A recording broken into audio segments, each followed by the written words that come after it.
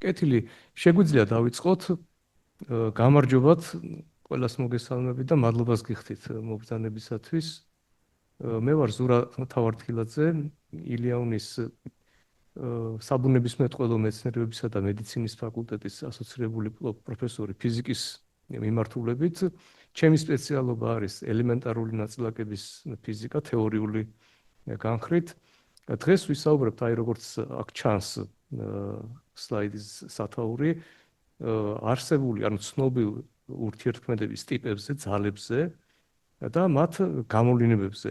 ეს ჩემი მოხსენება სემინარი იქნება კოლოკვიუმის ტიპის, პოპულარული, ვეცდები არ გავიდე იმ ცოდნის ფარგლებიდან, რაც ისწავლება სკოლაში, არ გადაგტვირთავთ ტექნიკური დეტალებით, რამდენიმე ფორმულას გამოვიყენებ ჩემი მოხსენების დროს უფრო კარგ გასაგებად, თუმცა ეს ფორმულები თქვენთვის იქნება ცნობილი, არ ცილდება ისევ სკოლის ფარგლებს. ჩემი თხოვნა იქნება მოხსენების დროს თუ რამე დეტალიც კი გაუგებარი იქნება, არ მოგერიდოთ, შემაჩერეთ, მკითხეთ, ეს მე უფრო გამიადვილებს, რომ შეძლების დაგვარად რაც შეიძლება გასაგებად და ყველასათვის მისაწვდომად ახსნა თურისი გადმოცემაც მე მინდა. შემდეგ სლაიდზე გადასვლა რა ვიცხდება?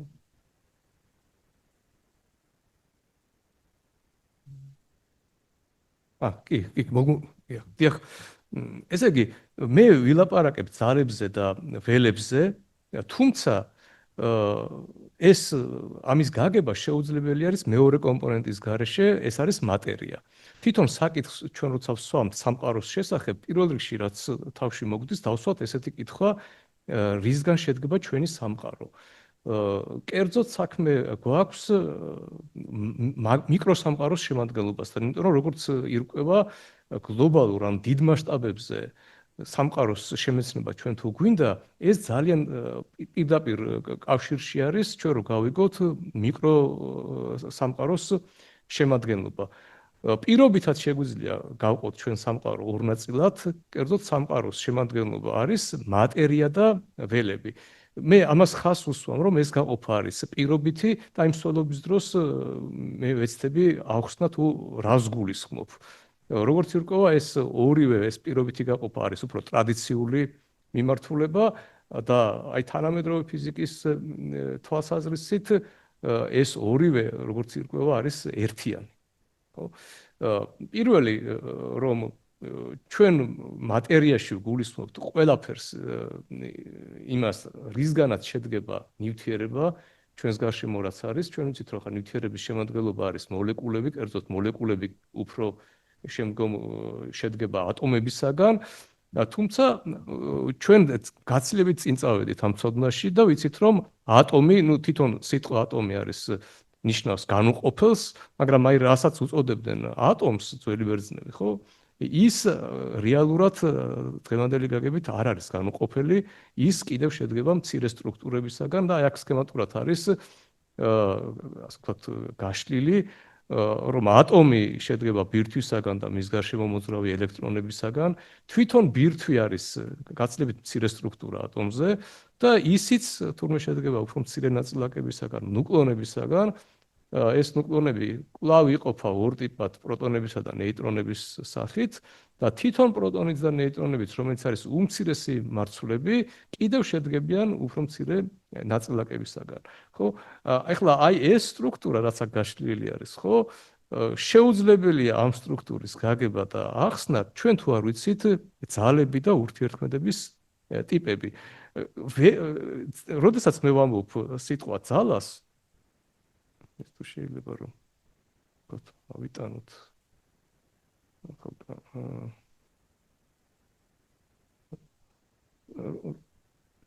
რომ არ შეუშ სლაიდს რო არ შეუშალოს ვიცი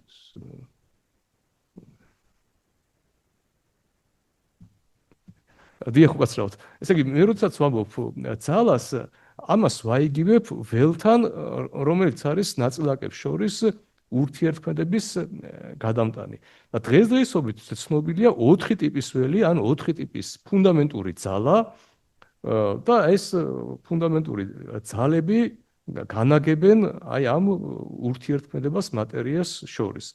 ყველამ ვიცით ჩვენ ელექტროლი და მაგნიტური ძალები ეს ყველა სკოლის სახელმძღვანელოში ნასწავლი გვაქვს. ასევე არის გრავიტაცია, რომელიც ყველაზე დაკვირვებადი და ცნობილი და გავრცელებული ძალა ან თუნდაც ველი არის, მაგრამ აი ამ ორის გარდა არსებობს ძლიერი და სუსტი ურთიერთქმედებები, რომელიც თავს იჩენენ ზემცირე მანძილებზე. ეს ორი ტიპის ძალა, კერძოდ ძლიერი და სუსტი ურთიერთქმედებები შესწავლის საგანი გახდა გასული საუკუნის დასაწყისში და აი გასული საუკუნეს დიდი ნაწილი მთლიანად დაეთმო ამ ორი ურთიერთქმედების ფუნდამენტურ შესწავლას და ძალიან წარმატებული იყო ეს სწავლება. აი ამ ორი ძალის ამ ზემცირე მანძილებზე ამ სტრუქტურების შესწავლამ დაბადა სრულიად ახალი ფიზიკა, რომელსაც უწოდებენ კვანტურ ფიზიკას და მოგვიანებით ველის კვანტურ თეორიას. აქ აი ეს 4 ურთიერთქმედების ძალა, ანუ ფუნდამენტური ძალა არის დღესდღეობით ცნობილი, თუმცა აქ მე შეგნებულად დავსვი კითხვის ნიშანი იმ თვალსაზრისით, რომ ჩვენ კიდევ არ ვიცით ამით ამოიწურება თუ არა ველები და არსებობს თუ არა კიდე სხვა ტიპის ურთიერთქმედები. აი როგორც ირკვევა, აი ახალი ტიპის ურთიერთქმედები თუ არსებობს, ეს პირდაპირ კავშირში იქნება ჩვენი მატერიის ან ფუნდამენტური სტრუქტურების გააზრებასთან და შესწავლასთან. მე შესწავლის სახით რამდენიმე სლაიდს დავუთმობ, ესე იგი ჩვენ მატერიას, რომ უფრო წარმოდგენა გქონდეს რაოდენ მნიშვნელოვანი არის იმის გააზრება თუ რა არის მატერიის ფუნდამენტური ბლოკები, ხო? ეხლა ჩვენ ვიცით, რომ ნივთიერება, რომელიც ჩვენს ირგვლივ არის, სხვადასხვა აგრეგატული მდგომარეობებით გვხვდება და არსებობს 4 ძირითადი აგრეგატული მდგომარეობა. ეს არის მყარი, თხევადი, აირადი და პლაზმური მდგომარეობა. ხა პირველი 3 აგრეგატული მდგომარეობა ჩვენ კარგად ვიცით, აი ყოველდღიურ ცხოვრებაში, სამზარეულოშიც ჩვენ ამას ვაკვირდებით, როდესაც მაგალითად საყინულიდან გამოვიღებთ წყლის ყინულს, ხო, ის არის არ მდგომარეობაში, დაბალ ტემპერატურაზე. შემდეგ, როდესაც შედარებით მაღალ ტემპერატურაზე ხდება მისი გალღობა, იგი გვევლინება სითხის სახით და შემდეგ, როდესაც გავაცხელებთ, მივიყვანთ ადუღებამდე და აორთქლდება, ის გვევლინება ორთქლის სახით, ანუ აირად მდგომარეობაში. მაგრამ არსებობს მეოთხე მდგომარეობაც, რომელიც ძირეულად განსხვავდება ამ 3 აგრეგატული მდგომარეობისა. როდესაც ჩვენ ტემპერატურას ვზრდით, ის ატომები, რომლებიც ადგენენ ამ მოლეკულას, იქ ასე ვთქვათ, ბინადარი ელექტრონები იძენენ ისე დიდ ენერგიას, რომ მათ ძალუც დატოვონ ეს ატომის შემადგენლობა და ატომი გადაიქცევა იონიზირებულ ეს ატომების ეს გაზი გადაიქცევა იონიზირებულ გაზად. აი სწორედ ამას განეკუთვნება პლაზმური მდგომარეობა. პლაზმური მდგომარეობა მაგალითად დედამიწაზე ჩვენ სპეციალურ პირობებით თუ არ შევქმნით, არ გვხვდება. ეს შეგვიძლია მაგალითად სპეციალურ ლაბორატორიებში დავბადოთ პლაზმური მდგომარეობა, თუმცა ვარსკვლავებზე მაგალითად აი ჩვენ უახლოეს ვარსკვლავზე მზეზე, სწორედ აი ეს პლაზმური მდგომარეობა არის ძალიან გავრცელებული, რადგანაც იქ არის ძალიან მაღალი ტემპერატურები, ხო? ეხლა ერთი მნიშვნელოვანი მომენტი არის აქ, მიუხედავად იმისა, რომ ეს სხვადასხვა აგრეგატული მდგომარეობები თვისობრივად შეიძლება სხვადასხვა თვისებებს ავლენდეს ყოველდღიურ ცხოვრებაში, ხო? და მართლაც ასეა. მაგრამ ერთი აგრეგატული მდგომარეობიდან მეორეში გადასვლით ნივთიერების რაობა არ იცვლება. ხო? ეხლა რა მაქვს ხედველობაში? აი მე აქ გამოვსახე ელემენტების პერიოდული ტაბულა, რომელშიც ელემენტები თავისი თვისებების მიხედვით არის განლაგებული. ეხლა აი აქ მაგალითად მინიშნებული არ არის თუ ესა თუ ის ელემენტი, აი მაგალითად წყალბადი ან თუნებად ჟანგბადი, ხო? თუ რომელ აგრეგატულ მდგომარეობაში. ამას მნიშვნელობა არ აქვს, იმიტომ რომ თქვა წყლის მოლეკულა ნებისმიერ აგრეგატულ მდგომარეობაში არის იდიო ფორმულით მოცემული, როგორც თქვენ იცით, ეს არის H2O, ანუ ორი წყალბადის ატომი, მას ადგენს ერთ ჟანგბადის ატომთან და ეს თქმის წყლის მოლეკულას. ნებისმიერ აგრეგატულ მდგომარეობაში, აი თქვა ამ 3 აგრეგატულ მდგომარეობაში, ხო?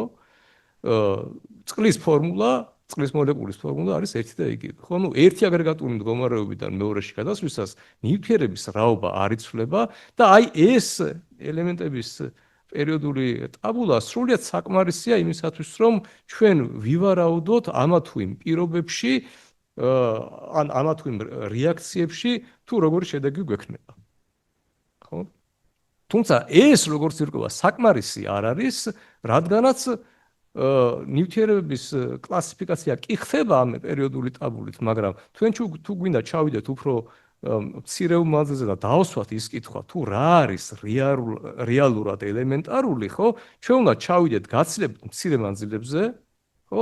და იმ მცირე მანძილებზე შევისწავლოთ, თუ რა არის ფუნდამენტური სტრუქტურა, ან აგურები თუ ვუყურებთ და რა ძალები არის, რომლებიც განაგებენ აი იმ მცირე მანძილებზე ამ ფუნდამენტურ სტრუქტურებს შორის ურთიერთქმედებას. ძალიან უხეშ შედარებას მოვიყვანე, ხო? აი წარმოვიდგინოთ, აი თქვათ ეს შენობა, ხო? ხა გასაგები არის, რომ ამ ეს შენობა აგებული არის ბლოკებისაგან, უფრო დიდი სტრუქტურა, მაგრამ არის უფრო მცირე სტრუქტურების, როგორც არის აგურები, ხო? ნუ აი შეგვიძლია უხეშად ვივარაუდოთ, რომ ჩვენ როდესაც გვინდა შევისწავლოთ თუ რისგან არის ეს შენობა აგებული, ყველაზე მცირე სტრუქტურა, ხო? პირველი თავში მოგვივა ეს ყველაზე მცირე აგური, რისგანაც რომელთა ერთობლიობაც ადგენს და ვაშენებთ ამ შენობას, ხო? აი საკითხი დგას ასე, თუ რა არის ყველაზე მცირე ელემენტარული, რომლისგანაც აგებული არის ეს მთელი სტრუქტურა. ეხლა რატომ არის ეს მნიშვნელოვანი? ხო, ეხლა მე მოვიყვანე მაგალითად აი ეს სლაიდი, რომელიც აჩვენებს ჩვენ თუ უფრო მცირე მანძილებზე ჩავდივართ, როგორი არის შემადგენლობა, ხო? აი მაგალითად ჩვენ როდესაც ჩავალთ ბირთვის შემადგენლობაში, ხო?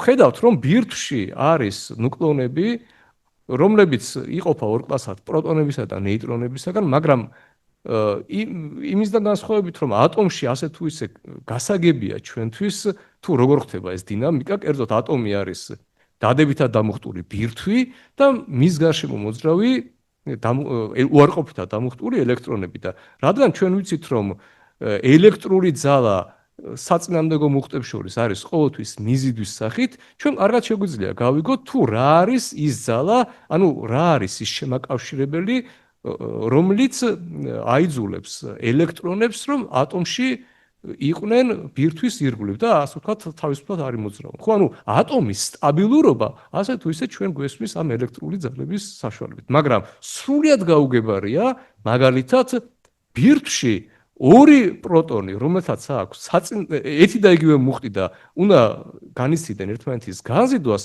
თუ რა ძალებით არიან შეკავშირებული, ხო? იმიტომ რომ პროტონები არიან დადებითად დამუხტული, რაც უფრო მეტი პროტონი არის ბირთვში, მით უფრო დიდი არის ჯამური დადებითი მუხტი და დამატებითი პროტონის დამატებით გასაგებია უფრო ძნელი ხდება აი ამ დადებითი სხვადასხვა ტიპის ნაწილაკების ერთად შეკავშირება, ხო? ანუ ლოგიკურად ჩვენ უნდა მოვეროდეთ, რომ რაც უფრო მეტი პროტონი არის ბირთვში, იგი უფრო არასტაბილური უნდა იყოს. სინამდვილეში ეს მართლაც ასე არის, მაგრამ გაუგებარი არის აი იმ ცნობილი ელექტრული ან თუნდაც მაგნიტური ძალების თვალსაზრისით, თუ რა არის ეს შემაკავშირებელი ძალა. ასევე ბირთვები შედგება ნეიტრონებისაგან, რომლებიც არიან ნეიტრალური, მათ არავითარი მუხტი არ გააჩნიათ და ისინიც საკმაოდ სტაბილურად არიან შეკავშირებული ერთმანეთთან. ანუ ნეიტრონის ამოგლეჯა ბირთვიდან არის საკმაოდ რთული, ხო? აი ამან როდესაც დაისვა ეს კითხვა, მაშინვე დაიწყეს მეცნიერებმა ფიქრი, რომ ბირთვში, ანუ იმ მცირე მანძილებზე უნდა არსებობდეს დამატებითი, ანუ სრულიად უჩვეულო და ახალი ტიპის ძალები, რომელთაც თავიდან ეწოდათ ბირთვული ძალები, ხო? ანუ ბირთვული ძალები არის ის ძალები, რომლებიც იჭერს პროტონებსა და ნეიტრონებს ერთმანეთთან და ეს ბირთვი არის საკმაოდ სტაბილური. ანუ იმ მცირე მანძილებზე ეგრევე გამოაშკარავდა, რომ ახალი ტიპის ძალებთან გვაქვს ჩვენ საქმე. ესე იგი, რა გაკვეთილს სწავლობთ აქედან, რომ როგორც კი ჩვენ ჩავედით მცირე მანძილებზე და აღმოვაჩინეთ ახალი ნაწილაკები, ამ ახალმა ნაწილაკებმა მიგვითითა ჩვენ იმისაკენ, რომ არის ახალი ტიპის ურთიერთქმედება. და აი ეს მაგალითი უკვე აჩვენებს, რომ ურთიერთქმედება, ანუ ველები და მატერია ერთმანეთის გარეშე შეუძლებელია ჩვენ შევისწავლოთ, ხო? კიდე ერთ უხეშ მაგალითს მოვიყვანთ. მაგალითად, ჩვენ ვიცით, ხა აი ჩვენი ელექტრული მოწყობილობები ჩართული არის ელექტრულ ქსელში, ხო? და ისინი იკვებებიან ელექტრული ძაბრით, ხო? ეხლა გასაგებია ქსელში ჩვენ თუ გვინდა დენის წყარო არის თუ არა ძაბა შევამოწმოთ, ამისათვის უნდა გამოვიყენოთ ელექტრული ხელსაწყო, რომელიც არის მატერია, ხო? ანუ იმიტომ რომ ან ნატურა, ან ეს კომპიუტერი ცნობიერია იმ ელექტრული ძაბვის მიერ, ხო? ამ მატერიის გარეშე, ანუ ხელსაწყოს გარეშე, ჩვენ ვერასოდეს ვერ გავიგებთ ამ ქსელში არის თუ არა ძაბვა, ხო? ანუ ის წყარო იმ წყაროს ასე ვთქვათ, არსებობა თუ არ არსებობა, ჩვენ შეგვიძლია გავიგოთ ჩვენი matériით, ხო? და პირიქითაც, როგორც ირკვევა, აი ეს დამუხტული ნაწილაკები არიან იმ ძაბვის წყარო, რომელიც ან თუნდაც დენის წყარო, რომელსაც ჩვენ ქსელში ვიღებთ, ხო? ნუ ჩვენ ვიცით, რომ მაგალითად ელექტრული დენი არის დამუხტული ნაწილაკების მოწესრიგებული მოძრაობა, ხო? ანუ ეს ორი ცნება მატერია და ველები ერთმანეთთან არიან მჭიდრო კავშირში, ერთმანეთის გარეშე ისინი არ არსებობენ. და აი ამიტომ არის ძალიან მნიშვნელოვანი ჩვენ ვიცოდეთ რა დამატებითი ან ახალი ნაწილაკები არსებობენ, იმიტომ რომ სავარაუდოდ ყოველ დამატებით ახალ ნაწილაკს უნდა ახასიათებს თავისი ტიპის ურთიერთქმედება, ხო? ეხლა აი ამ სლაიდზე ბოდიში ვიხდი ცოტათი აქ დამახინჯებულად არის, ხო? აი მოცემული არის პირველი მცდელობა, როდესაც მეცნიერებმა დაიწყეს ფიქრი იმის თაობაზე თუ რა იყო ის ძალები, რომლებიც მაგალითად ერთმანეთთან აკავშირებდა პროტონებსა და ნეიტრონებს, ხო? და აღმოჩენილი იქნა ახალი ნაწილაკები, პი-მეზონები, რომელთა გაცვლითაც თურმე ეს დადებითად დამუხტული პროტონი და ნეიტრალური ნეიტრონი ერთმანეთს იზიდავდნენ. თეორიულადაც იყო ეს შესწავლილი, იუკავა იყო ესეთი თეორეტიკოსი მეცნიერი, რომელმაც პოსტულირება გააკეთა, რომ უნდა არსებობდეს რაღაცა მეზონები, ნუ ამიტომაც დაერქვა ამ ნაწილაკებს მეზონები, რომლებიც წარმოადგენენ ამ ბირთვულ ძალებს და მან პირველად დაწერა ეს იუკავას პოტენციალი. ეხლა თქვენ თუ მიაქცევთ ყურადღებას, ეს პოტენციალი ძალიან გავს კულონურ პოტენციალს, ანუ ერთი გაყოფილი ერზე არის, მაგრამ განსხვავებით კულონური პოტენციალიდან აქ არის ერთი ფაქტორი, რომელიც უზრუნველყოფს იმას, რომ აი ეს ძალა ეფექტური არის მხოლოდ ძალიან მცირე მანძილებზე. იმიტომ რომ ძალიან დიდ მანძილებზე, როცა ეს ერი არის დიდი, ხო, აქ ერი, ხო? აი ეს ძალა კვდება, ხო? ანუ ეს ძალა აქტიური არის ძალიან მცირე მანძილებზე. ხო? ამიტომაც არის, რომ ბირთვული ძალები არის ახლო ქმედითი, ანუ ისინი ეფექტური არიან იმ ზემცირე მანძილებზე, რა ზომაც აქვს ბირთვებს. ხო?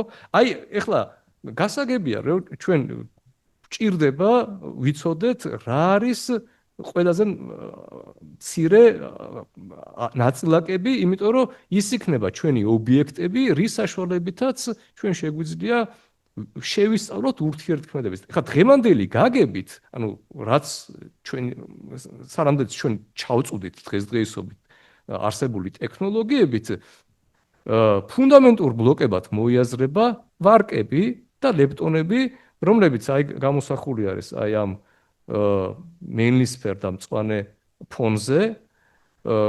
კვარკები არის 6 ტიპის კვარკი, რომლებიც იყოფიან სამთაობად, ხო? და მათ ახასიათებთ ძლიერი ურთიერთქმედება. ანუ ყველა ის ნაწილაკი, რომლებიც შედის ძლიერ ურთიერთქმედებაში, ისინი უნდა შედგებოდნენ კვარკებისაგან. აი განსხვავებით ამათგან, ჩვენ ვიცით, რომ აი ატომში არის ელექტრონები, რომლებსაც მხოლოდ ელექტრული ურთიერთქმედება ავლენენ იქა, მაგრამ მათ არ ახასიათებთ ძლიერი ურთიერთქმედება, თუმცა თუ როგორც გაირკვა, არსებობს ეგრეთ წოდებული რეპლიკაცია, ელექტრონის მსგავსი ნაწილაკები, რომლებთაც ანალოგიური ურთიერთქმედება აქვთ, მაგრამ განსხვავებით ელექტრონებისაგან ისინი არიან გაცილებით მძიმე. კერძოდ არის მიუ ნაწილაკი და ტაუ ნაწილაკი, რომელთაც იგივე მუხტები აქვთ, რაც ელექტრონებს, მაგრამ ისინი არიან გაცილებით მძიმე. ამ ელექტრონის მიუნის და ტაუს გარდა არსებობენ ნეიტრალური ნაწილაკები, რომელთაც ასევე არ აქვს ძლიერი ურთიერთქმედება და ამიტომ მათ უწოდებენ ნეიტრინოებს, მაგრამ ირკვევა რომ ეს ნეიტრინოებს აქვთ ახალი ტიპის ურთიერთქმედება, ანუ არც ელექტრომაგნიტური ურთიერთქმედება აქვთ მათ, არც ძლიერი ურთიერთქმედება აქვთ, მაგრამ მაინც ახასიათებთ რაღაცა ტიპის ურთიერთქმედება და ტრადიციულად ამათ უწოდეს სუსტი ურთიერთქმედება, მაგრამ როგორც ირკვევა ეს სუსტი ურთიერთქმედება ტერმინი შემორჩა, მაგრამ სრულად არ არის სუსტი. როდესაც ჩვენ მივდივართ ახლო მანძილებზე, ისინი გაცილებით ძლიერი ბუნება აქვთ ვიდრე ელექტრომაგნიტურ ურთიერთქმედებას.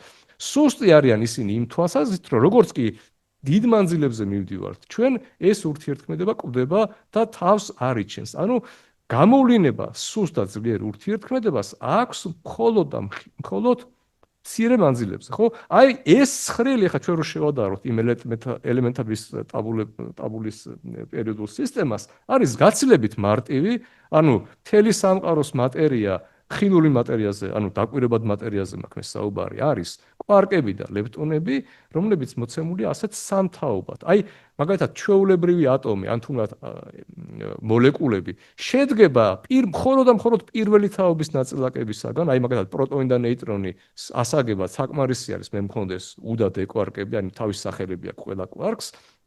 შემდეგ ნებისმიერ ბირთვს ავაგებ ამ პროტონებისა და ნეიტრონებისაგან და მათ გარშემო დავსვამ საჭირო რაოდენობის ელექტრონებს და მივიღებ ნებისმიერ ელემენტს, ხო? არავინ არ იცის ჯერჯერობით რაში დასჭირდა ბუნებას, რომ არსებულიყო მეორე და მესამე თაობის ნაწილაკები. თუმცა, როგორც ირკვევა, ჩვენ რო შევისწავლით ადრეული სამყაროს ევოლუციას დასაბამიდან დღემდე, ეს დამატებითი ნაწილაკები, მეორე და მესამე თაობის ნაწილაკები არიან ძალიან მნიშვნელოვანი და სამყაროს ჩამოყალიბებაში მათ ითამაშეს ძალიან მნიშვნელოვანი როლი და მათ გარეშე სამყარო იქნებოდა გაცილებით სხვა სახის იმასგან განსხვავებით, რაც ჩვენ დღეს ვაკვირდებით. ხო, თუმცა კიდევ ვიმეორებ, ის მატერია და ის ნივთიერება შედგება მხოლოდ პირველი თაობის ნაწილაკებისაგან. ხო? ეხლა ამათ გარდა მე როგორც ვახსენე, არის ურთიერთქმედება, რომლებიც მოცემული არის 4 ტიპის ურთიერთქმედებით, ეს არის გრავიტაცია, ელექტრომაგნეტიზმი, ძლიერი და სუსტი ურთიერთქმედება და მათი დაყოფა მე აღვნიშნე ველება და მატერიათ არის სრულიად პირობითი. რადგან ის ფიზიკის დარგი, რომელიც შეისწავლის ამ ველებსა და მატერიას, არის ნაწილაკების ფიზიკა და ნაწილაკების ფიზიკის თვალსაზრისით ესენი არიან ერთიანი, კერძოდ ველებიც წარმოებული არიან, ანუ ძალებიც არიან წარმოებული ნაწილაკების საშუალებით, კერძოდ ერთი ნაწილაკი, ანუ ერთი მატერიალური ნაწილაკი მეორესთან ურთიერთქმედებს სხვა ნაწილაკების გაცვლით და ეს ნაწილაკები არიან ამ ურთიერთქმედების გადამტანი. და სწორედ ისინი წარმოშობენ ამ ურთიერთქმედების ძალას. ეხლა ცოტათი შეიძლება რთული იყოს ამის გაგება სიტყვიერად, ამიტომ მე მოვიშველიებ, გითხარით რომ ტექნიკურად არ გადაგხლით, მოვიშველიებ რამდენიმე მექანიკურ ანალოგიას, რომელიც საშუალებას მოგცევს ჩვენ გავიგოთ თუ როგორ შეიძლება მაგალითად ნაწილაკი იყოს ურთიერთქმედების გადამტანი ან გვევლინებოდეს ძალის საწყისად. კერძოდ, სანამ გავაკეთებ, მე გეტყვით, რომ აი ამ 4 ტიპის ურთიერთქმედების გადამტანი რა ნაწილაკები არიან? კერძოდ, ელექტრომაგნეტიზმის გადამტანი არის ნაწილაკი, უმასო ნაწილაკი, ფოტონი, რომელთაც ხშირად აღნიშნავენ, აი მაგალითად გამა კვანტები, ხო? არიან სწორედ ის კვანტები, რომლითაც გადადის ელექტრომაგნიტური ურთიერთქმედება, ხო? გრავიტაციაც ვარაუდობენ, რომ უნდა იყოს წარმოებული რაღაცა ნაწილაკის გაცვლით და მას უწოდებენ პირობითად გრავიტონს, თუმცა პირდაპირ დაკვირვებით დღესდღეობით გრავიტონი აღმოჩენილი არ არის, ამიტომ დღესდღეობით აქ კითხვის ნიშანი ამიტომ მაქვს, იგი გვევლინება როგორც ჰიპოთეტური ნაწილაკი. ძლიერი და სუსტი ურთიერთქმედების გადამტანი ნაწილაკები არსებობა დადასტურებული არის. ძლიერი ურთიერთქმედების გადამტანი ნაწილაკები არიან გლუონები, ხოლო სუსტი ურთიერთქმედების გადამტანი არიან მასიური W და Z ნაწილაკები. ხო, აი ეს ნაწილაკები თურმე იწვევენ იმას, რომ ჩვენ აი ეს ურთიერთქმედები გვევლინებიან როგორც ტალღები, ან თუ გნებავთ როგორც ურთიერთქმედები. ეხლა აი აქ არის ჩემი ანალოგია რაღაც ყველაზე ცნობილი მექანიკური ანალოგიები თუ როგორ შეგვიძლია წარმოვიდგინოთ ჩვენ ტალღა როგორც ურთიერთქმედების გადამტანი. აი წარმოვიდგინოთ ასეთი სიტუაცია მაგალითად წყლის ზედაპირზე რომელიც ვთქვათ აი ტბის ზედაპირზე ძალიან კარგ ამინდში, როდესაც არ აქვს არავითარი ქარი, ანუ დაწყნარებულია ეს ზედაპირი და მოვათავსეთ ორი ბურთულა, ხო? ნუ გასაგები არის რომ თუ არავითარი რხევა არ არსებობს ამ ბურთულების, ერთმა ბურთულამ ბრჭყალებში მეორე ბურთულის შესახებ არავითარი ინფორმაცია არ აქვს და ორივე ბურთულა ამ წყლის ზედაპირზე იტიუტივებს და იქნება გაჩერებული. მაგრამ საკმარისია რომ ერთი ბურთულა ჩვენ მოვიყვანოთ ხევით მოძრაობაში ეს ხევითი მოძრაობა ამ ბურთულის ირგვლივ წარმოშობს ასეთი რგოლების სახით ტალღებს და შემდეგ ეს ტალღები ყველას ასე ვთქვათ ყველა მართ დაკვირვებული, როდესაც კენჭს ჩავაგდებთ წყალში, რგოლების სახით ეს ტალღები ვრცელდება და ადრე თუ გვიან აი ეს გაშლილი ტალღები მიაღწევს მეორე ბურთულამდეც და ეს მეორე ბურთულაც დაიწყებს რხევას. ანუ ეს ინფორმაცია, რომ ერთი ბურთულა მოვიდა რხევაში, გადაეცემა მეორე ბურთულას ამ წყლის გარემოს საშუალებით. ხო, ანუ წყალი ან თუნდაც რაღაცა სითხე გვევლინება იმ გარემოთ, რომელიც საშუალებას აძლევს ერთ ბურთულამ ურთიერთქმედება განიცადოს მეორე ბურთულის საშუალებით. ხო, აი მაგალითად აი ჩვენ თუ ვზივართ ნავში, მაგალითად და არის ძალიან ჩაბნელებული ღამე, ხო? და ჩვენ არ ვიცით მაგალითად რაღაცა შორ მანძილზე არის თუ არა მეორე ნავი, ხო? საკმარისია რომ მეორე უფრო დიდმა ნავმა მოძრაობა დაიწყოს, რა თქმა უნდა ეს გამოიწვევს და აღძრავს ტალღებს და ეს ტალღები ამ პატარა ნავამდე მიაღწევს და ეს დაიწყებს ეს პატარა ნავის რხევა და ჩვენ ვივარაუდებთ რომ სადღაც მოშორებით უნდა არსებობდეს რაღაცა წყარო ან რაღაცა ნივთიერება, უფრო დიდი ნავი ან უფრო დიდი გემი, რომელიც აღძრავს ამ ტალღებს, ხო? ანუ ეს გარემო მნიშვნელოვანი არის იმისათვის, რომ მოხდეს ამ ურთიერთქმედების გადატანა. ხო, ეხლა როგორ შეგვიძლია წარმოვიდგინოთ მაგალითად, ეხლა გასაგებია ეს ტალღა, ხო, ეს აღიძრება ამ წყლის გარემოში, მაგრამ ანალოგიური აღძვრა ხდება ჰაერის გარემოშიც. ხო, ჩვენ ვიცით, რომ აი ბგერითი ტალღები ჩვენ რო საუბრობთ ერთმანეთთან, გადადის ამ ჰაერის საშუალებით, ხო? ან ნებისმიერი აირის საშუალებით, ხო? და თვითონ ეს აირი შედგება ნაწილაკებისაგან, ხო? აი აქ მაქვს მეორე ანალოგია, რომელიც უფრო სახალისო ანალოგია, თუმცა შეგვიძლია კარგად გავიგოთ, მაგალითად ის ნაწილაკი, რომელიც არის ფოტონი, როგორ აღძრავს ელექტრომაგნიტურ ურთიერთქმედებაში, მაგალითად ან ელექტრულ მიზიდვას, ან ელექტრულ განზიდვას, ხო? აი წარმოვიდგინოთ ასეთი სიტუაცია, რომ ყინულზე არის ორი მოთამაშე, ხო? რომელიც იმის მაგალითად რომ ჰოკეი ითამაშონ, თამაშობენ ბამბიგტონს, ხო? და აი ხდება მათი ამ ჩოგნებით აი ამ ბურთის გაცვლა, ხო? ეხლა გასაგები არის რომ როდესაც ჩვენ დარტყმას ვანიჭებთ რაღაცა სხეულს, მას გადავცემთ იმპულსს. ყველა ვიცით ჩვენ რომ იმპულსი გადაეცემა აი ამ ბურთულას მაგალითად და იგი ერთი მოთამაშიდან მეორეს მიმართულებით მოძრავს. მაგრამ ნიუტონის მესამე კანონი გვეუბნება ჩვენ რომ რაღაცა ძალით რომ მოქმედებთ სხეულზე, ჩვენ განვისთით უკუქმედებას და როდესაც ამ ბურთულას გადასცემს ეს მოთამაშე რაღაცა იმპულსს, იგი იღებს უკუ იმპულსს და რადგან იგი გლუვ ზედაპირზე დგას, ამ იმპულსის მოქმედებით იგი დაშორდება ამ მეორე მოთამაშეს, ხო? ანუ უყურეთ, მათ შორის აი ამ ბურთულის გაცვლა იწვევს რომ თითეული მოთამაშე განისთის ძალის მოქმედებას და ეს ორი ძალა იქნება საწინააღმდეგოდ მიმართული და ისინი დაიწყებენ სრიალს, ამიტომაც მინდა ჭირდება მე აქ ყინულის ზედაპირი, რომ რაც შეიძლება ხახუნის შევამციროთ, ჩვეულებრივ მდგომარეობაში ეს რაღაცას ვერ დავიმსერთ, ხო? ანუ თუ მაქვს მე იდეალურად გლუვი ზედაპირი, აი ესეთი ორი მოთამაშე ერთმანეთს დაშორდებიან, ანუ განიცდიან განზიდვას. აი დაახლოებით ასე შეგვიძლია წარმოვიდგინოთ ორი ერთნაირი მუხტით დამუხტული ნაწილაკი, როდესაც ისინი გაცვლიან ფოტონებს, მრავალჯერადი გაცვლა არის ეს, ანუ მრავალ ფოტონებს გაცვლიან, ანუ ეს ბევრი ფოტონები ადგენენ ეგრეთ წოდებულ ელექტრომაგნიტურ ტალღას და ამიტომაც ისინი განიცდიან ურთიერთგანზიდვას, ანუ ელექტრული განზიდვა გამოწვეულია ამ ფოტონების გასვლით. ხა შეგვიძლია დავსვათ კითხვა, შეიძლება თუ არა ისეთი ანალოგიის მოყვანა, როგორ შეიძლება საწინააღმდეგო ნიშნის მუხტემა მიიზიდონ პირიქით, ხო? ნუ მე მოვიგონე ასეთი ანალოგია, რომელიც რა თქმა უნდა უხეში არის, მაგალითად აი ისევ თამაშობენ ბამბიქტონს ეს მოთამაშე, მაგრამ წესი არის ცოტათი განსხვავებული, მაგალითად პირდაპირ კი არ აწვდიან ამ ბურთელს, არამედ ჯერ კედლისკენ გზავნიან ამ ბურთელს, მერე ეს ბურთულა რო აირეკლება კედლიდან,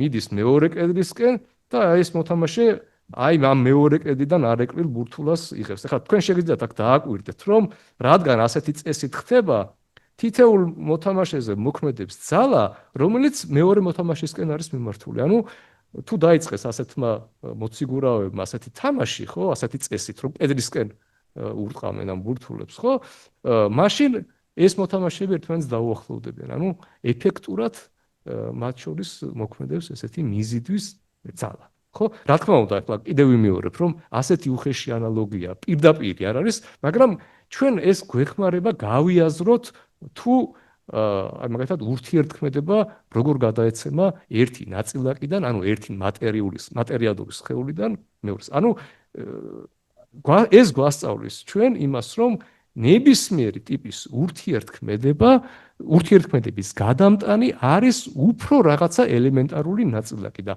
ამიტომ ჩვენ ეს დაყოფა მართლაც არის ხელოვნური. მთელი სამყარო შედგება მხოლოდ და მხოლოდ ნაწილაკებისაგან. კერძოდ ნაწილაკები, რომლებიც არიან დამუხტული და ნაწილაკები, რომლეთაც გადააქვთ ეს ურთიერთქმედება. ხო, ანუ ეს ველები არის წარმოებული ცნება, რომლებიც შემდეგ აწარმოებენ იმ ძალებს, რომელსაც ჩვენ ვიცით, მაგრამ გამოვლენების თვალსაზრისით ჩვენ გვაქვს ჯერჯერობით 4 ტიპის ურთიერთქმედება. ხო, ეხლა თუ ეს რამე შეკითხვა ხო არ არის ამის თაობაზე, მეგონი ჯერჯერობით ძალიან პოპულარულად ვსაუბრობთ. ეხლა შემდეგი ნაბიჯი ჩემი მიზანი არის ვისაუბრო ამ თითეული ველის და ძალის გამოვლენებაზე, მათ შორის ძალიან ბევრი მაგალითი ჩვენთვის ცნობილი იქნება, მაგრამ რაღაცა მაგალითები შეიძლება ჩვენ ვიცოდეთ, მაგრამ არ დავკვირვები ვართ თუ რაოდენ დიდი მნიშვნელობა აქვს აი ამ სხვადასხვა ტიპის ურთიერთქმედებებს. ხო?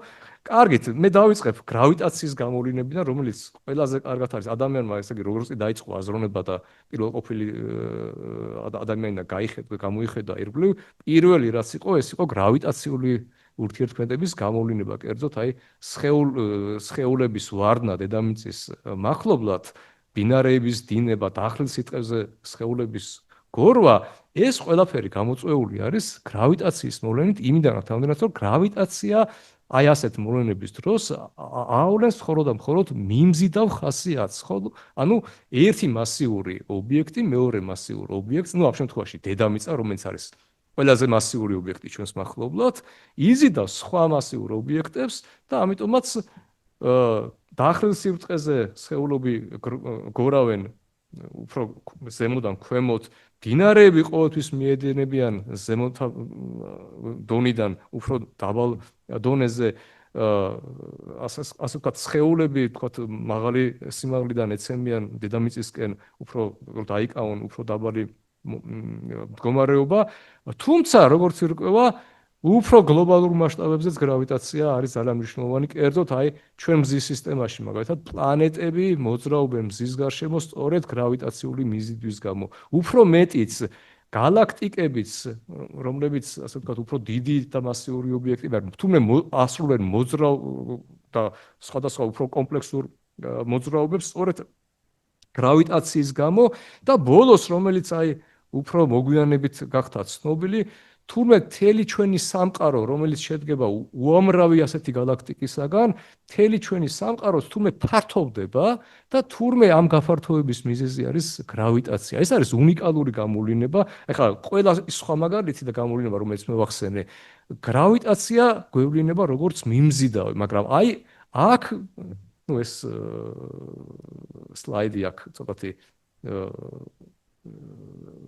ანიმაცია სლაიდი ცოტათი გადაჭარბებულად არის, რომ რაღაცა უხილავი ძალა თითქოს ბერავს ჩვენ სამყაროს და განიცდის გაფართოებას, მაგრამ სინამდვილეში თურმე აი ასე დიდ მასშტაბებზე როგორც არის ჩვენი სამყაროს ზომა, გრავიტაცია იცვლის თავის თვისებას და იმის მაგივრად რომ გამოვლინოს მიმზიდავი თვისება, იგი თურმე ასე დიდ მასშტაბებზე ავლენს გამზიდავ თვისებებს.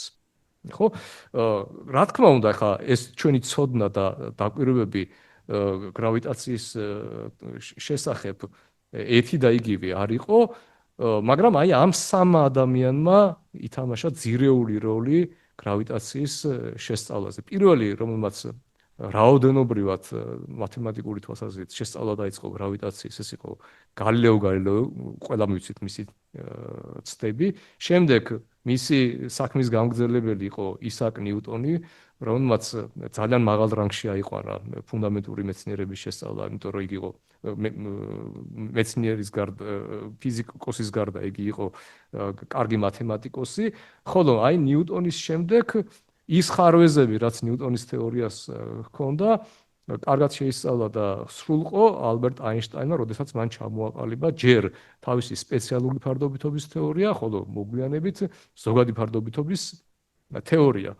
ხო, ეხლა გალილეოს ცდები გრავიტაციის შესახებ იფარგლებოდა დედამიწის მახლობლად სხეულების მოძრაობის შესწავლაზე. აი, მაგალითად, გალილეოს დამსახურება არის ის, რომ დედამიწის მახლობლად ორი ვარდნილი სხეულის, თქვათ, ვარდნის დრო დედამიწის ზედაპირზე, მან დაიმზირა, რომ ეს დამოკიდებული არ არის სხეულის ზომაზე და ფორმაზე და მასაზე, ეს დამოკიდებული უნდა იყოს მხოლოდ და მხოლოდ იმ სიმაღლეზე, საიდანაც ვარდება სხეული. ნუ მოიაზრება აქა, რომ ჰაერის წინააღმდეგობის უგულვეყოფა შეიძლება. მაგალითად, ორი სხეული, რომელსაც აქვს რაღაცა განსხვავებული მასები და განსხვავებული ფორმები, თუ ერთი და იგივე სიმაღლიდან ჩამოვაგდებთ ჩვენ, ხო? მაშინ ეს სხეულები ერთსა და იმავე დროში დაეცა. ეს რადიკალურად განსხვავდება იმ ძველი მოსაზრებებისაგან, რომელიც ჰქონდა არისტოტელეს. არისტოტელის მოსაზრება იყო, რომ რაღაც უფრო მძიმეა სხეული, უფრო სწრაფად უნდა დაეცეს ეს დედამიწაზე. ინტუიტიურად თითქოს არისტოტელეს მოსაზრება უფრო გასაგებია, იმიტომ რომ გასაგები არის, რომ რაც უფრო მძიმეა სხეული, ანუ რაც უფრო დიდი მასა აქვს სხეულს, ჩვენ უფრო გვიჭირს მისი აწევა, ესე იგი ეს რას მიგვანიშნებს, რომ დედამიწა უფრო ძლიერად იზიდავს და თითქოს თუ დედამიწა უფრო ძლიერად იზიდავს ამ სხეულს უფრო სწრაფად უნდა დაეცეს, მაგრამ აი გალილეომ აჩვენა, რომ სხეულის ვარდნის დრო დამოკიდებული არ უნდა იყოს მის მასაზე და დამოკიდებულია მის სიმაღლეზე, ხო? უფრო შორს წავიდა გალილეო ვარდნილი სხეულების გარდა, მან შეისწავლა დახლის სიბრტყეზე სხეულების გორვა და მან დაიმზირა ერთი ძალიან საინტერესო კანონზომიერება, კერძოდ მან დაწერა განტოლება, რომელიც გავლილ მანძილს უკავშირებდა გავლილ დროს და მან დაადგინა, რომ გავლილი მანძილი იცვლება როგორც დროის კვადრატი, ხო? აი ეს არის ფორმულა, რომელიც შეგვიძლია ჩვენ ვთქვა, რომ არის პირველი მცდელობა დროის გაზომვის. ახლა ჩვენ დროის გაზომას, რა თქმა უნდა, ვაწარმოებთ საათით, გვაქვს დამზადებული საათი, მაგრამ მეგობრებო, საათის არსებობა, ნუ ახლა ძველ დროში, რა თქმა უნდა, ისეთი საათები არ ქონდათ, როგორიცაც ჩვენ ვიყენებთ. იყო მაგალითად ქვიშის საათი, იყო წყლის საათი, ასევე საათის გარეშე ჩვენ დროის დინების დაკვირვება შეგვიძლია ნებისმიერ რაღაცა პროცესზე შედარებით, ხო, მაგალითად დაღამება და გათენება, როდესაც ეს მზე ამოდის და ჩამოდის, ჩვენ დროის მსვლელობას ამით ვატყობთ და შემდეგ რაღაცა პროცესს ვადარებთ. მაგალითად, რაღაცა პროცესი მაგალითად შეიძლება საჭიროებდეს ნახევარ დღეს, ან თელ დღეს, ხო, ან რამდენიმე დღეს, მაგრამ ეს არ არის დროის გაზომა. დროის გაზომა ხდება მაშინ, როდესაც მე რაღაცა პარამეტრი მაქვს, ან რაღაცა განტოლება მაქვს, რომელშიც მონაწილეობს დრო. აი სწორედ ეს ფორმულა არის დროის გაზომა. რატომ? იმიტომ რომ უყურეთ, მე როდესაც ვიცი, რომ გავლილი მანძილი არის დროის კვადრატის პროპორციული, მე შემიძლია სახაზავის საშუალებით, მაგალითად, გავზომო ის გავლილი მანძილები და ვივარაუდო აი ამ მანძილის გავლას რა დრო დასჭირდება, ანუ გამოვიანგარიშო სახაზავის საშუალებით, თუ რა დრო დასჭირდა ერთი წერილიდან მეორემდე მისვლას. ანუ გალილეო იყო პირველი ადამიანი, რომელმაც გაზომა დრო. უფრო მეტიც, გალილეოს კონცეფციის თანახმად გალილეო იძახოდა, რომ ნებისმიერი პროცესი, რომელიც მიმდინარეობს ბუნებაში, უნდა აღიწერებოდეს მათემატიკური განტოლებით და იგი ამბობს, რომ ის პარამეტრები, რომლებიც მართავენ ამ პროცესს, უნდა შედიოდეს ამ განტოლებაში, ხო? აი ეს კონცეფცია საფუძვლად დაედო თეორიულ ფიზიკას. ამიტომაც უწოდებენ გალილეოს თეორიული ფიზიკის მამას, იმიტომ რომ მან ჩამოაყალიბა ფუნდამენტური მეცნიერების შესწავლის ალგორითმი. ანუ ნებისმიერი პროცესი არ აქვს მნიშვნელობა ეს პროცესი. უნდა აღიწერებოდეს რაღაცა განტოლებით. აი, როგორც კი ასეთ მიდგომას განვახორციელებთ, ჩვენ და განახორციელდეს ესეთი მიდგომა, მეცნიერების განვითარება დაიწყო ძალიან სწრაფად. აი, სწორედ ნიუტონი იყო აი ასეთი ამ გალილეოს ნიუტონი თავის თავს მიიჩნევდა გალილეოს მოწაფედ, რადგანაც ნიუტონმა ასე ვთქვათ სრულყო ეს გალილეოს მიდგომა და მან განავითარა მათემატიკის ის მეთოდები, რომელიც აი მართლაც თეორიულ ასეთ მიდგომას უზრუნველყოფდა, ხო? ეხლა გალილეოს ცდები და დაკვირვებები, რა თქმა უნდა, ძალიან საინტერესო, სხვათა შორის გალილეო იყო ერთ-ერთი პირველი ადამიანი, რომელმაც გამოიყენა გამადიდებელი ხელსაწყოები ციურ სხეულებზე დაკვირვებისათვის, ხო? და მან, ასე ვთქვათ, ამ დაკვირვებებით ძალიან მნიშვნელოვანი შედეგები მიიღო, მაგრამ იგი რა თქმა უნდა ციურ სხეულების მოძრაობასაც აკვირდებოდა ამ ტელესკოპებით, რომელიც მან დაამზადა, მაგრამ იმ დროისათვის გალილეომ არ იცოდა, რომ ის პლანეტარული მოძრაობა, ან ციური სხეულების მოძრაობა, რომელსაც იგი აკვირდებოდა, იყო იგივე ურთიერთქმედების შედეგი, რა ურთიერთქმედებაც განაგებდა დედამიწის მახლობლად სხეულების მოძრაობას. და ეს გასაგებიც არის, იმიტომ რომ დედამიწის მახლობლად სხეულების მოძრაობა ემორჩილებიან რაღაცა მიახლოებით კანონს, იმდენად, რამდენად დედამიწის მახლობლად ჩვენ თვითონ დედამიწის გეომეტრია შეგვიძლია ჩავთვალოთ ბრტყელად, ხო? ახლა ჩვენს მახლობლად დედამიწა შეიძლება იყოს ძალიან ბრტყელი, მაგრამ როგორც კი ვშორდებით დედამიწას დიდ მასშტაბებზე, დედამიწა შორი მანძილებიდან ჩანს როგორც სფერო, ხო? ანუ აქ გეომეტრია იცვლება და როდესაც გეომეტრია იცვლება და ძალიან შორ მანძილზე დედამიწა გადაიქცევა არა ბრტყელ ობიექტად, არამედ სფერულ ან წერტილოვან ობიექტად, რა თქმა უნდა, სხვადასხვა სხვა მიდგომები არის საჭირო. და აი ეს გააზრებული რახან არ ქონდა გალილეოს, მან ასე ვთქვათ, ვერ დაასკვნა, რომ გრავიტაცია ერთი და იგივე ურთიერთქმედება იყო მიზეზი, რაც განაპირობებდა ციური სხეულებისა და დედამიწაზე მოვლენების ერთსა და იმავე ბუნებას, ხო? რომელმაც ეს გააკეთა, ეს იყო ნიუტონი, კერძოდ მან გააერთიანა მიწიერი და ციური სხეულების მოძრაობა და მან შემოგთავაზა სოფლიო მიზიდულობის კანონი. კერძოდ ნიუტონის თანახმად არ აქვს მნიშვნელობა ჩვენ ვიმყოფებით დედამიწის მახლობლად ძალიან შორ მანძილებზე, ჩვენ ვიმყოფებით ჩვენ ირმის ნახტომის გალაქტიკაში თუ ანდრომედას გალაქტიკაში, არა. ყველა სხეული, რომელთაც გააჩნიათ მასები, ერთმანეთთან ურთიერთქმედებენ გრავიტაციული ძალებით, ეს ძალა აუცილებლად არის მიმზიდველი და უფრო მეტიც, მან დაწერა ფორმულა, ეს ოქროს ფორმულა ყველას გახსოვთ.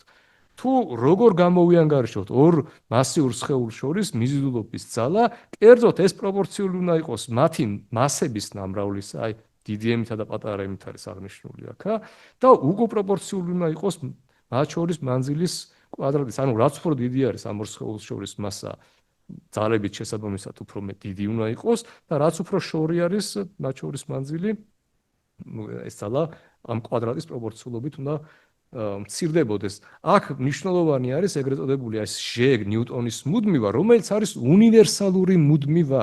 ხო, ანუ დედამიწის მახლობლად, მთვარეზე, სხვა გალაქტიკაში არ აქვს მნიშვნელობა, ეს ჟ მუდმივა არის უნივერსალური. ამიტომაც არის ეს გრავიტაციული, ეს ნიუტონისეული ურთიერთქმედების კანონი დამსახურებლად ცნობილი როგორც სოფლიო მიზიდულობის კანონი, ხო?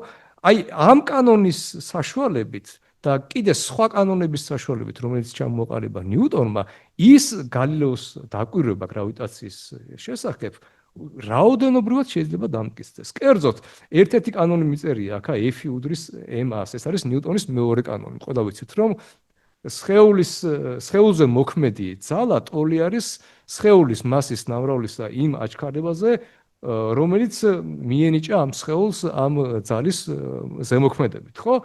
ანუ აი მე თუ გამოვიყენებ ამ ნიუტონის მეორე კანონს F უდრის M-ას და ამავე დროს გამოვიყენებ სოფლიო მიზიდულობის კანონს, ანუ იგივე ძალა არის აი ეს G გამრავლებული M გაყოფილი D კვადრატზე, ხო მე ვხედავ რომ აი უყურეთ აჩქარება თუ მინდა გამოვთვალო, თქვა აი ვარნილის სხეულის აჩქარება დედამიწის მახლობლად, დამოკიდებული არ არის სხეულის მასაზე, იმიტომ რომ ორივე მხარეს ეს M იკვეცება და აჩქარება დამოკიდებული არის მხოლოდ და მხოლოდ დედამიწის მასაზე, ხო? ანუ აქ გასაგები არის რომ თუ სხვადასხვა მასის სხეულს ექნება ერთი და იგივე აჩქარება, დედამიწის მახლობლად აჩქარება უნდა იყოს თითქმის პრაქტიკულად მუდმივი სიდიდე და ბუნებრივი არის რომ ერთი და იგივე სიმაღლიდან სხვადასხვა მასის სხეულებიც ერთი და იგივე დროში დაეცემენ. ანუ რაოდენობრივად აი მათემატიკური ამ განტოლებებით ნიუტონმა მოახერხა აეხსნა ის დაკვირვება, რომელიც მკაცრად იცდება აი ამ ნიუტონის კანონებით, რომელიც ჰქონდა გალილეოს, ხო? მაგრამ გალილეომ ასე ვთქვათ ვერ მოახერხა ამისი მკაცრად დამტკიცება, ხო? კეთილი, მიუხედავად თავისი ამ დიდი წარმატებისა, ნიუტონის თეორიას, მექანიკას ჰქონდა პრობლემები. კერძოდ, აქ ჩამოთვლილი მაქვს რამდენიმე პრობლემა. კერძოდ, ნიუტონის თეორია არ მუშაობს კარგად ძალიან დიდი სიჩქარეებისათვის, იგი სამართლიანი არის მხოლოდ დაბალი სიჩქარეებისათვის.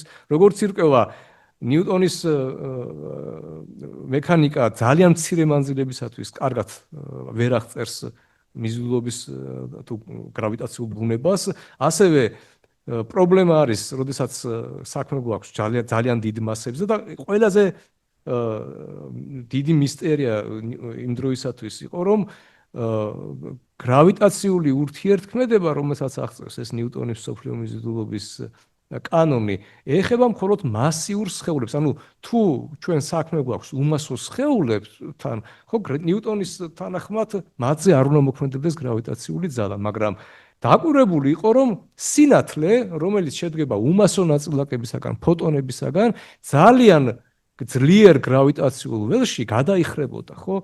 კერძოდ ახლა აქ ეს ანიმაცია რატომღაც არ მუშაობს აქ კარგად, მაგრამ აქ არის ეს ანიმაცია, ყველა შეუძლია მაგათაც დაგუგლოს და ნახოს, მაგათაც აი მზის გრავიტაციულ ველში სინათლის სხივი როგორ გადაიხრება. ეხლა თუ მე არ მაქვს რაღაცა ვარსკვლავი, ჩვენ ვიცით რომ სინათლის სხივი მოძრაობს სწორხაზოვნად, ხო?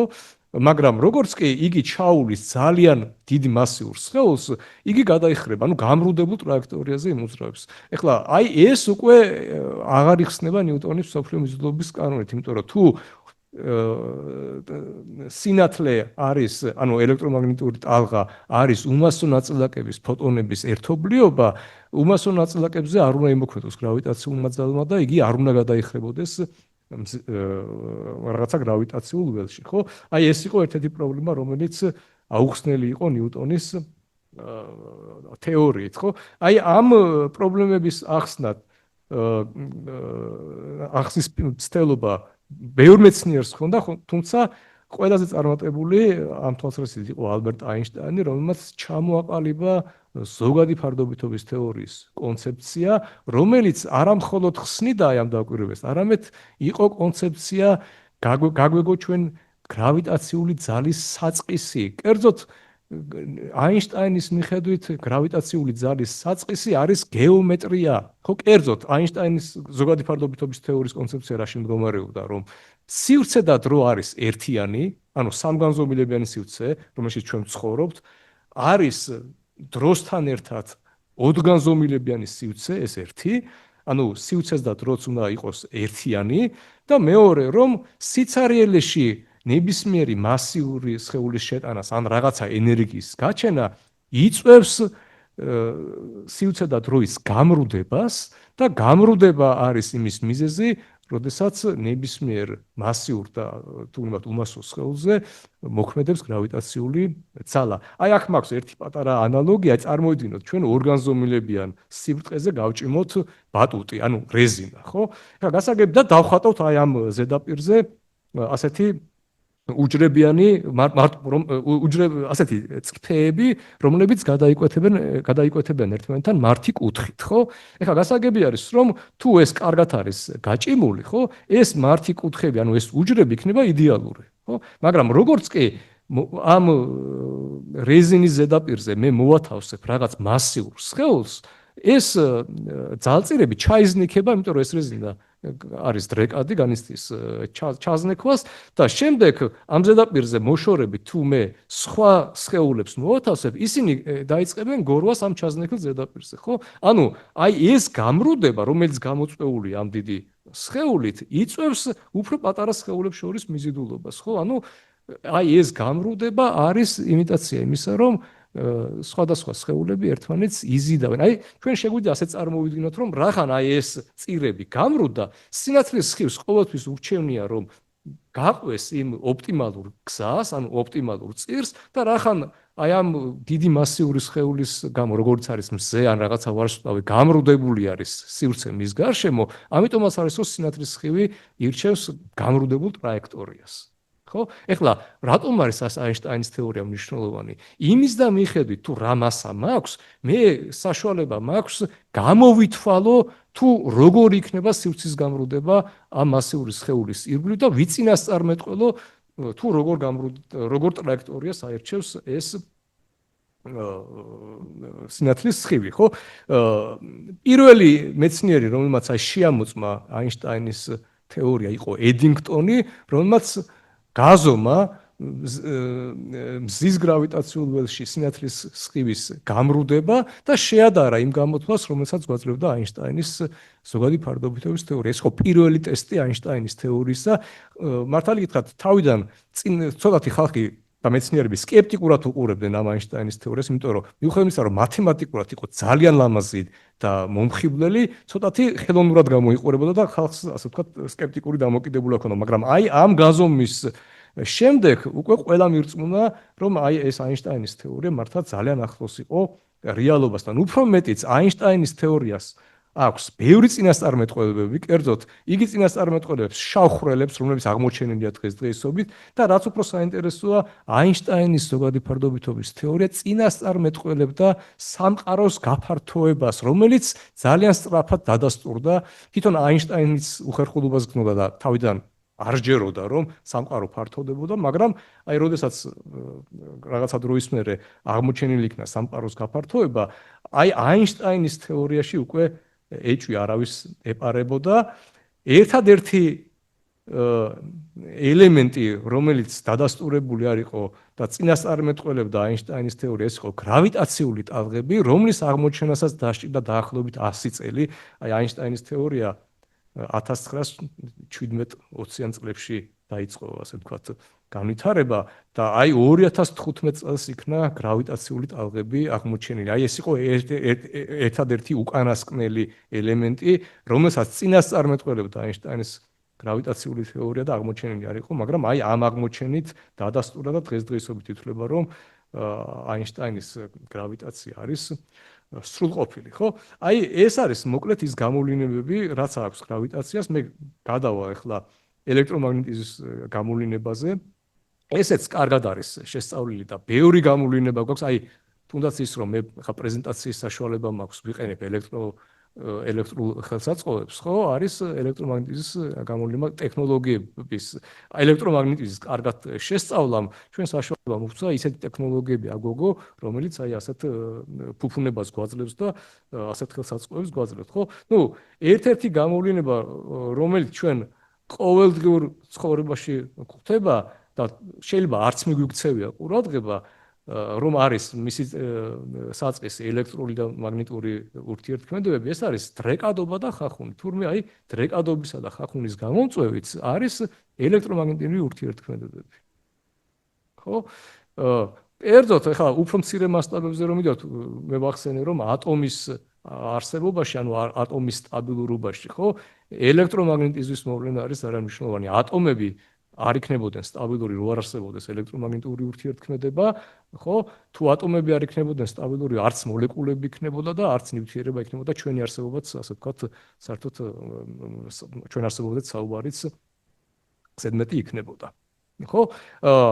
უდონი იყო ადამიანი, რომელმაც ელექტრული ძალის გამოსათვლელი ფორმულა შემოგთავაზა, ხო?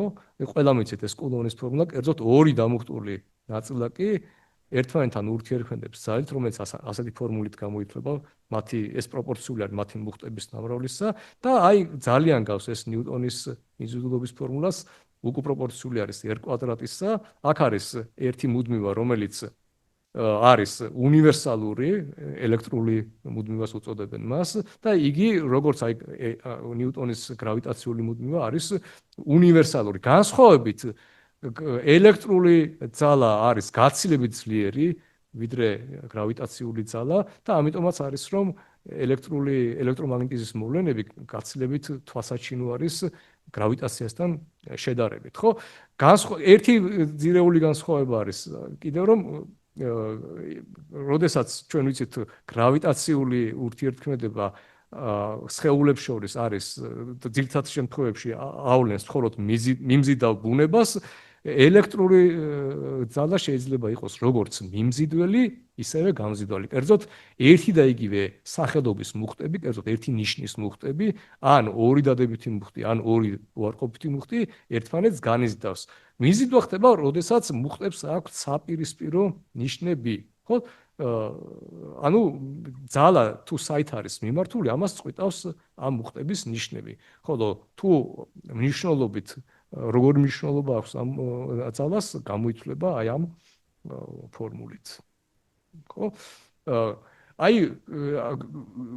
ელექტრომაგნიტიზმის განვითარება რაღაცნაირად შეიძლება ჩვენ მივამსგავსოთ გრავიტაციის განვითარებას, როდესაც ნიუტონმა მაგალითად მიხვდა, რომ ის დედამიწის მახლობლად სხეულების მოძრაობა და ციური სხეულების მოძრაობა გამოწვეულიყო ერთიანი გრავიტაციული ძალით, თურმე ელექტრული და მაგნიტური თვისებებით ყოფილა ერთიანი თვისებები და ფარადეი იყო ის ადამიანი, რომელმაც შეისწავლა ესა და ამიტომაც დაერქვა ელექტრულ და მაგნიტურ თეორიას ელექტრომაგნიტიზმი. კერძოდ ფარადეის თანახმად ელექტროობა შეიძლება იყოს მაგნიტიზმის წყარო და პირიქით მაგნეტიზმით შეიძლება მე მივიღო ელექტროობა, ხო? ანუ ელექტრული დენის წყარო შეიძლება იყოს მაგნეტიზმი და პირიქით, ხო? ამიტომაც ამ ძალას ეწოდა ელექტრომაგნეტიზმი. მოგვიანებით როგორც უпростоრად ფარადეის შემდეგ, თუმცა ეს აინშტაინზე ადრე იყო, რა თქმა უნდა, ელექტრომაგნეტიზმის თეორია გახდა ძალიან სრულყოფილი, კერძოდ იმ თვალსაზრისით, რომ მოხდა მაქსველის მიერ განტოლების დაწერა, რომელიც სრულად აღწერდა ელექტრომაგნიტიზმის როგორც ერთიან თეორიას და ისიც წინასწარმეტყველებდა სხვადასხვა მოვლენას, რომელიც სრულად დადასტურებულია. კერძოდ მაქსველის თეორია განიხილავდა ელექტრომაგნიტურ მოვლენას როგორც ელექტრომაგნიტურ ტალღებს, რომელიც აღმოჩენილია და სწორედ აი ტელეფონები და ელექტრული ხელსაწყოებით ჩვენ რომ უკავშირდებით, სწორედ გამოწვეული იმით, რომ ელექტრომაგნიტური ტალღებით გადაეცემა ეს ელექტრომაგნიტური სიგნალები და ურთიერთქმედება და ეს ელექტრომაგნიტიზმის ურთიერთქმედების გადამტანი არის უმასო ნაწილაკი ფოტონი, რომელიც არის აღმოჩენილი და დადასტურებული არის, რომ ეს არის უმასო ნაწილაკი ფოტონი. ერთი სახალისო ამოცანა მაქვს აქა, შეიძლება ეს იფიქროთ, კერძოდ რომელიც უკავშირდება ელექტრომაგნიტიზმის მოვლენას. აი წარმოვიდგინოთ, ჩვენ გვაქვს ორი ღერო. რკინის, რომელიც ვიზუალურად გარეგნობით არის აბსოლუტურად ერთნაირი, ფორმა, ზომა, წონა არის ერთნაირი, ფერითაც ერთნაირი არიან, ხო? მაგრამ ვიცით, რომ ერთი არის უბრალო რკინა, ხოლო მეორე არის მაგნიტი. ხო? და აი როგორი ცდა უნდა ჩავატარო, რომ დავადგინო რომელი არის ამათ შორის მაგნიტი, ოღონდ არა მაქვს უფლება გამოვიყენო სხვა ხელსაწყოები. აი წარმოვიდგინოთ ვართ სადღაც კოსმოსში და არავითარი ხელთ არ აქვს, არავითარი სხვა ხელსაწყოები, არავითარი სხვა მეტალი, გვაქვს მხოლოდ ორი ეს ღერო და აი როგორ შემიძლია მე გავარჩიო ეს ორი მეტალი, ორი ღერო ერთმანეთსაგან და დავადგინო რომელია ამ ორ ღეროს შორის მაგნიტი, ხო? ეხლა გასაგები არის, რომ თუ მე მესამე ნივთის გამოყენება შემეძლება, ვთქვათ, მესამე რკინის მეტალის ნივთი, რომელიც გზნობიარი არის მაგნიტის მიმართ მიუახლოვებ და რომელიც მიიზიდავს ის იქნება, ხო? რომელსაც მიიზიდავს ის იქნება მაგნიტი, მაგრამ აი ამ შემთხვევაში არ ამაქვს უფლება, რომ გამოვიყენო მესამე ობიექტი, ხო? აი შეგიძლიათ იფიქროთ, ამოცანა არ არის რთული, უბრალოდ უნდა გაიხსენოთ თქვენ რა თვისებები აქვს იმ ჩვეულებრივ მაგნიტს, რომელსაც აი თქვათ ყოველდღიურ ცხოვრებაში თქვენ იყენებთ, ხო? ხო არა გაქვთ რამე იდეა, როგორ შეიძლება? დიახ.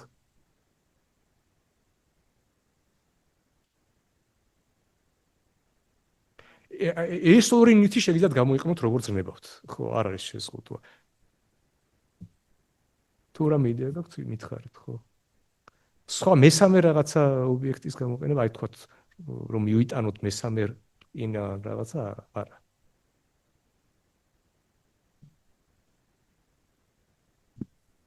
ხო, მაგნიტი თქვენიცით აქვს ორი პოლუსი, ან იზიდავს, ან განიზიდავს. კი, უნდა გამოიყენოთ ესთვის. მაგნიტის თვისება უნდა გამოიყენოთ, თქო, არ უნდა გამოიყენოთ სხვა, ეხა კომპასი რომ მივიტანოთ ან ერთთან, აი ეს არა. გასაგებია სხვა ხელსაწყო. მხოლოდ აი ეს ორი ობიექტი შეგიძლიათ გამოიყენოთ. მოკლედ, თუ დადება შეგვიძლია მაგნიტის რაღაცაზე არა, არაფერზე არ შეგიძლიათ. ხელში გიჭირავთ ეს ორი მაგნიტი, აი თქვა ასე. ან გაქვთ კი ბატონო ხის მაგიდა, მაგრამ ხის მაგიდა არაფერს შეგემოგადგებათ ხო მაგნიტში. თუ დადება შეგვიძლია, მაშინ დავდებთ ორივეს და ნელ-ნელა მივიტანთ ერთმანეთთან და რომელიც მივა პირველი მეორე სხეულთან ის იქნება რკინა და მეორე მაგნიტი, რომელიც ერთ ადგილას იქნება. ხო, ახლა თქვენ ნიუტონის კანონებით იცით, რომ ერთი სხეული მეორეზე რომ მოქმედებს, იგივეთ მოქმედებს პირველი. ახლა ამ ორ სხეულს ერთმანეთთან რომ მივიტან, ან მიიზიდავენ, ან განიზიდავენ, მაგრამ რომელია მაგნიტი და რომელი ისა როგორ გავიგებთ? ვერ გავიგებთ, ხო? იფიქრეთ, ასე ვთქვათ, ეს შეგიძლიათ სახში იფიქროთ, არა აუცილებელი ეხლავე. ხო, ახლა მე ვახსენე ამ ელექტროობა და მაგნიტიზმის თვისებები, მაგრამ მათ აქვთ ერთი საერთო თვისება, ელექტრომაგნიტიზმიც და გრავიტაციაც ორივე არის შორსქმედითი ურთიერთობა. არ რაგინდ შორ მანძილებზე ისინი ვრცელდებიან და მიზეზი თურმე ამისა ყოფილა ისა, რომ მათი გადამტანი ნაწილაკები უნდა იყოს უმასო ნაწილაკი. ესოთ ფოტონი არის ნამდვილად ვიცით უმასო ნაწილაკი და გრავიტონიც, რომელიც არის ჰიპოთეტური ნაწილაკი და ვარაუდობენ, რომ მას გადააქვს ელექტრომაგნიტური ურთიერთქმედება, ეს ბოდიშვიხტი გრავიტონი, რომელსაც გადააქვს გრავიტაციული ურთიერთქმედება არის უმასო ნაწილაკი.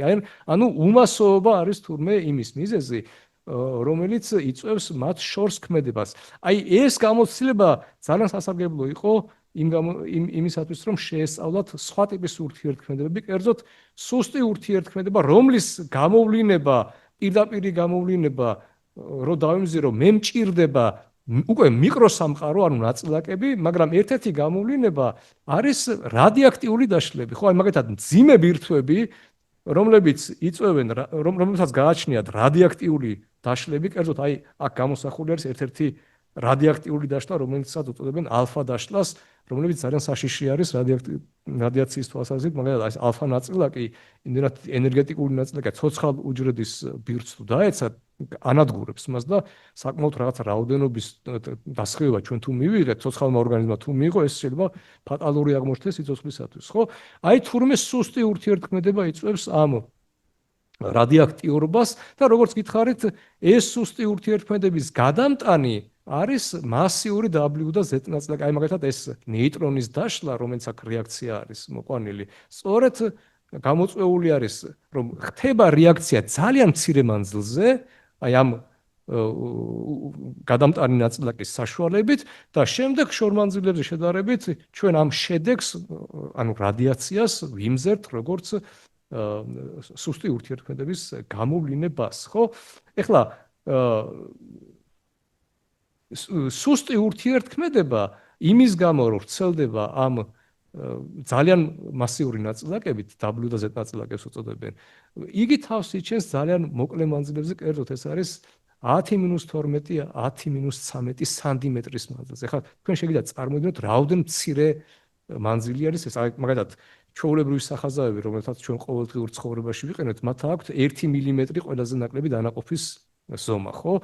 და აი 1 მილიმეტრი ხო არის სანტიმეტრის 1/10, ხო? ანუ 10 ჯერ ნაკლები, ხო? და წარმოიდგინეთ ახლა 10 ხარისხად -12, ხო? ანუ რაოდენ პატარა მანძილი არის, სადაც აი ეს სუსტი ურთიერთქმედება იჩენს თავს, ხო? თუმცა აი ამ მანძილებზე ეს ურთიერთქმედება სრულიადაც არ არის სუსტი, საკმაოდ ინტენსიური და საკმაოდ ძლიერი არის. აი სწორედ ამ ურთიერთქმედების წყალობით არის, რომ ჩვენ ვიმზერთ ამ რადიოაქტიულ დაშლებს, ხო? აი, როდესაც შეისწავლეს ეს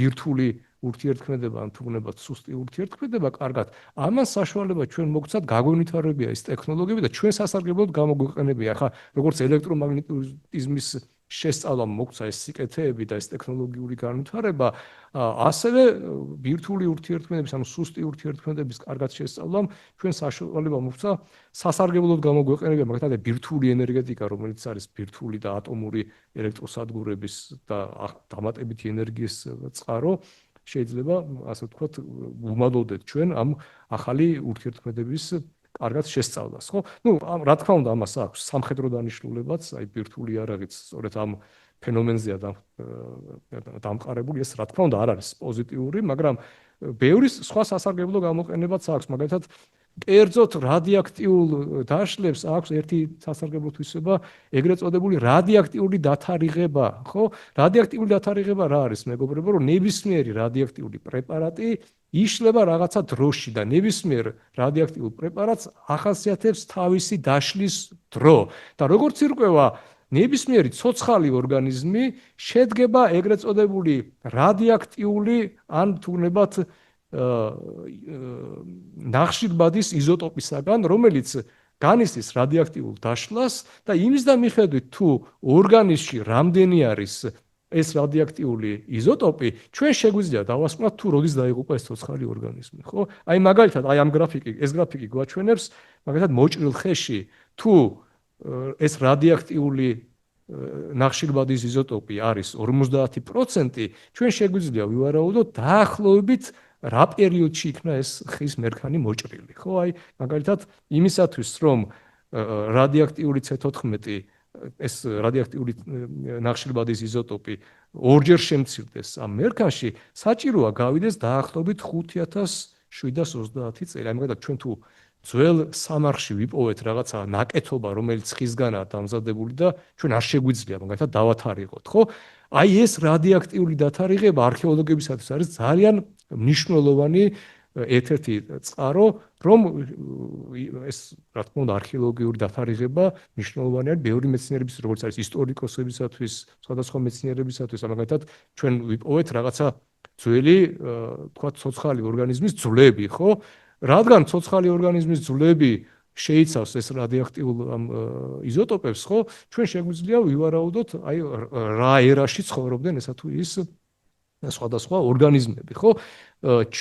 მაგალითად, აი სოფლის მეურნეობაში პოვა ამან რამდენიმე წლის წინ გამოყენება, კერძოდ რადიოაქტიული დათარიღების საშუალებით მე შემიძლია დავადგინო თუ რომელ წელს იქნა მოკრეფილი შესაბამისი ყურძენი. მაგალითად, გარკვეულ წელში მოწეულ მოსავალს და იმისგან დამზადებულ ღვინოს აქვს გაცილებით დიდი ფასი, ხო? მაგალითად, აი იყო შემთხვევები, როდესაც 2003 წელში დაწურულ ღვინოებს ევროპაში ჰქონდა ძალიან დიდი ფასი, იმიტომ რომ 2003 წელი იყო ძალიან ცხელი ზაფხული და ღვინოებს ჩვენ ვიცით, რომ უყვართ ცხელი ზაფხულები და ამან გამოიწვია უარყოფითი მოვლენა, რომ ადგილი ჰქონდა ღვინოების ფალსიფიკაციას, კერძოდ სხვადასხვა წელში დაწურულ ღვინოებს აწერდნენ უბრალოდ 2003 წელს, მაგრამ აი შვეიცარიელმა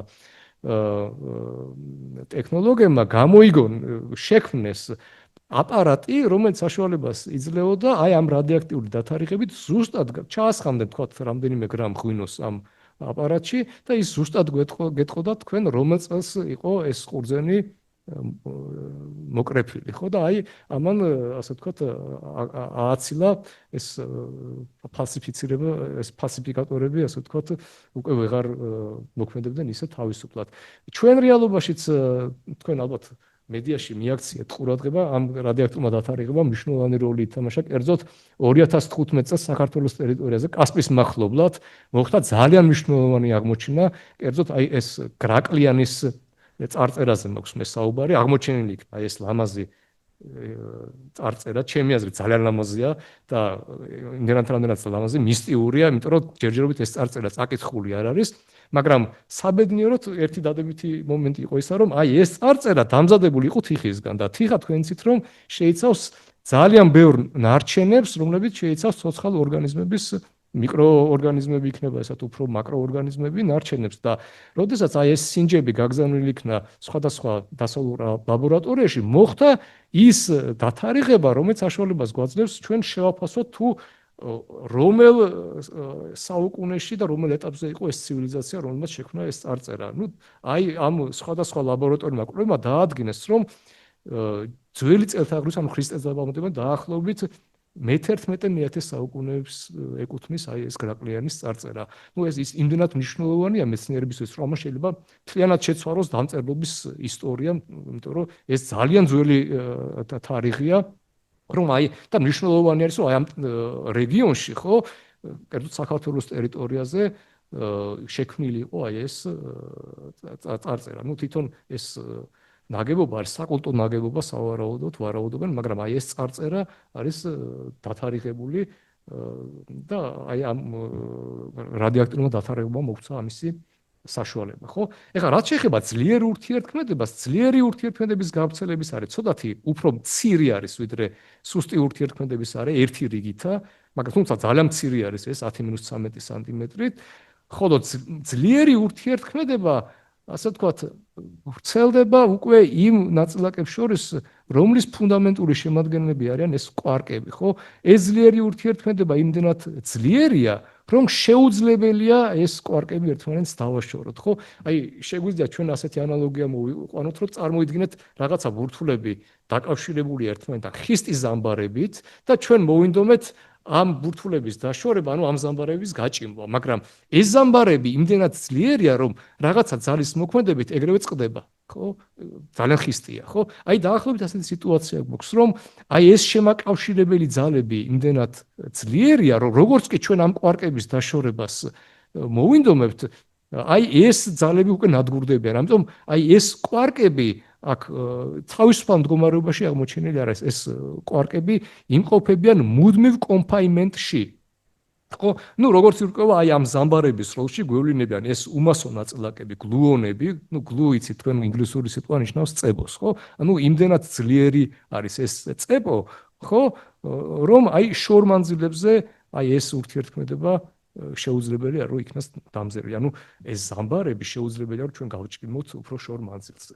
ხო? თუმცა აი ამის თეორიული შესწავლა ძალიან მნიშვნელოვანია იმისათვის რომ ჩვენ შევისწავლოთ ურთიერთქმედების ტიპები და შევამოწმოთ თუ რაოდენ კარგად ვიცით ჩვენ ნაწილაკების და მიკროსამყაროს ფიზიკა, ხო? კერძოდ აი ეს ძლიერი ურთიერთქმედების ერთ-ერთი გამოყენება ის არის რომ ჩვენ ვაწარმოოთ კვლევები, აი როგორც ქიმიაში მაგალითად ელემენტების პერიოდული სისტემა ჩვენ საშუალებას გვაძლევთ ვივარაუდოთ სხვადასხვა რეაქციები როგორ წარიმართება რომ ჩავატაროთ, ხო? აი ანალოგიურად თუ ჩვენ ძლიერი ურთიერთქმედება კარგად გვაქვს შესწავლილი, ჩვენ შეგვიძლია წარმართოთ ეს რეაქციები და შევისწავლოთ მიკროსამყარო. დღესდღეობით ეს კვლევა ისე მიმდინარეობს, ბოლომდე შესწავლილი არ არის, მაგრამ გამოყენება ვარაუდობენ რომ მოხდება, როდესაც სრულყოფილად, აი როგორც ელექტრომაგნეტიზმის გამოყენება და ტექნოლოგიების განვითარება მოხდა მას შემდეგ, რაც ძალიან კარგად იქნა შესწავლილი, დღესდღეობით პირდაპირი გამოყენება ყოველდღიურ ცხოვრებაში ამას არ აქვს, მაგრამ იმედი აქვთ, რომ უფრო კარგად და სრულყოფილად რომ მოხდება ფუნდამენტური ეს შესწავლა, ამას უნდა მოყვეს ტექნოლოგიების განვითარებაც მომავალში. ამიტომაც ძალიან მნიშვნელოვანი არის აი ამ თვისებების შესწავლა, ხო? აი ეს სლაიდი არის ასე ვთქვათ შეჯამება ყველა ამ ტიპის ძალისა, რომელიც ჩვენ დღესდღეობით ვიცით, როგორც გითხარით, მე არის 4 ტიპის ძალა. ამ 4 ტიპის ძალას შორის ორი არის შორსქმედითი გრავიტაცია და ელექტრომაგნეტიზმი, რომელთა გამოვლენებს თქვენ უკვე კარგად იცით და არის ძალიან ახლო მანძილებზე მოქმედი ორი ძალა, რომელიც არის სუსტი ურთიერთქმედება, რომელიც მოქმედებს ახლობით 10-12 სანტიმეტრის მანძილზე და ეს არის ძლიერი ურთიერთქმედება, აი ასეთი გიგანტის სახით არის სქემატურად გამოსახული, რომელიც უფრო მცირე მანძილზე მოქმედებს, ხო? ეხლა აი ეს არის უკვე ის მასშტაბები, რომელზეც ეს ძალები თავს იჩენენ და აი სწორედ აქ არის მოყვანილი ის ნაწილაკები და ის სისტემები, რომელთა შესწავლის საშუალებითაც ჩვენ გავხსენით ეს მიკროსამყარო და მოგვცა ამდენი ინფორმაცია. კერძოდ აი უყურეთ, აი ეს 10-10 მეტრი არის დაახლოებით ატომის ზომა. ხო? ეხლა დაახლოებით 25 საუკუნე კაცობრიობას და მეცნიერებას აწუხებს ის იდეა, თუ მართალია თუ არ არის ეს ატომი არის განუყოფელი, მხოლოდ გასული საუკუნის დასაწყისში ჩვენ გავიგეთ, რომ ეს ატომი არ არის ელემენტარული, იგი შედგება უფრო მცირე ნაწილაკისაგან, ბირთვისაგან და აი უყურეთ დაახლოებით 100 მილიონი რიგის ნაბიჯი გადავდგეთ ჩვენ ამ ერთ საუკუნეში. ხო, ანუ ტექნოლოგიების და ცოდნის განვითარებამ ერთ საუკუნეში ჩვენ მოგვცა იმხელა ნახტომის გაკეთების საშუალება, რომელიც 25 საუკუნის მანძილზე ვერ მოხერხდა და კაცობრიობას აწუხებდა ეს შეკითხვა. ხო, ეხლა გასაგებია ის, რომ დღესდღეობით მე გითხარით თქვენ, რომ კვარკები და ლეპტონები არის ყველაზე ელემენტარული ნაწილაკები, თუმცა აქ მე კითხვის ნიშნები დავსვი, იმიტომ რომ სრულად მოსალოდნელი არის, რომ მომავალში თუ ეს კვლევები გაგრძელდა და ჩვენ საშუალება გვექნება უფრო მცირე მანძილებზე შევამოწმოთ ჩვენი ნივთიერება, გამორიცხული არ არის, რომ უფრო მცირე მანძილზე ეს კვარკებიც ან თუ გინდათ ელექტრონები შედგებიან უფრო პატარა ნაწილაკებისაგან და იქვე დაიბადება კითხვა, ის უფრო ელემენტარული, უფრო მცირე ნაწილაკები რა ძალების წყალობით არის შეკავშირებული მცირე მანძილზე. ანუ სავარაუდოდ ამას მოყვება ახალი ტიპის ურთიერთქმედების შესწავლა. ხო? აი ამ თვალსაზრისით არის ეს ძალიან მნიშვნელოვანი ეს კვლევა, რომ ჩვენ ახალი ნაწილაკებთან ერთად მცირე მანძილებზე საშუალება გვექნება გამოვიცნოთ და შევისწავლოთ ურთიერთქმედების ტიპები. მე ჩემი ლექცია მორჩი მოტივაციის სახით ერთ კითხვას დავსვამ, რომელიც ჩემი აზრით საინტერესოა და მე იმედი მაქვს, რომ ეს დაგაინტერესო და თქვენ დამოუკიდებლად დაიწყებთ ამის მოძებას და წაკითხვას. ესე იგი, მე თავიდან ჩემი ლექცია დავიწყე და თქვი, რომ სამყარო პირობითად შეიძლება დავყოთ ორ ნაწილად, რომელიც არის მატერია და ველები, თუმცა ჩემი ლექციის სრულობის დროს მე ვეცადე რაღაც ანალოგიებით მაგალითებით მეჩვენებია, რომ ეს გაყოფა არის პირობითი და ველები არის ნაწილაკების შედეგი, ანუ მთელი სამყარო შედგებოდა ნაწილაკებისაგან. მაგრამ აქვე მეგობრებო, ბუნებრივია თქვენ გაგიჩნდათ კითხვა, ხო? მართლა აი ამ ორი სუბსტანციისაგან შედგება ჩვენი სამყარო, რომ თუ კიდე უნდა იყოს რაღაც ახალი სუბსტანცია, რომელიც ჩვენ დღესდღეობით არ ვიცით, სახელიც კი არ მოგვიგონებია, მაგრამ რა გამორიცხავს იმას, რომ კიდევ დამატებით რაღაცა არ იყოს ჩვენი სამყაროს შემადგენელი. პასუხი არის დადებითი, როგორც ირკვევა, აი ჩვენ თუ აი ასეთი ბიუჯეტის დისკური ბიუჯეტის საშუალებით გამოვხატავთ ჩვენ სამყაროს, ირკვევა, რომ ჩვენი სრული მატერია, რომელიც ჩვენ დღესდღეობით დამზერილი გვაქვს და აი ეს კვარკები და ლეპტონები, შეადგენს მთელი სამყაროს დაახლოებით 5%-ს, არც კი. დიდი ნაწილი სამყაროს არის ეგრეთ წოდებული უხილავი მატერია, რომელიც უცნობია და ამიტომაც დაარქვეს მას ბნელი მატერია.